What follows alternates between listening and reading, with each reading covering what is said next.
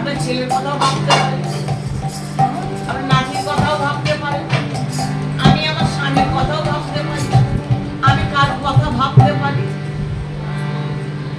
তাই না? প্রশ্ন আসতেই পারে। মনে মনে আপনার মনে আমি কি করে যাবো বলুন? তাই সখীরা জিজ্ঞাসা করলেন, কেহ গায়ে ধীরে ধীরে, কেহ গায়ে উচ্চস্বরে, তা বুঝলাম, কিন্তু মনে মনে যে জপ করে, মনে মনে যে তোর কথা আর তোর বধুর কথা বলে, তুই কি করে বুঝলি? রাধারানী বলছেন, ওই সাক্ষী যে আছে রে, সাক্ষী যে আছে রে,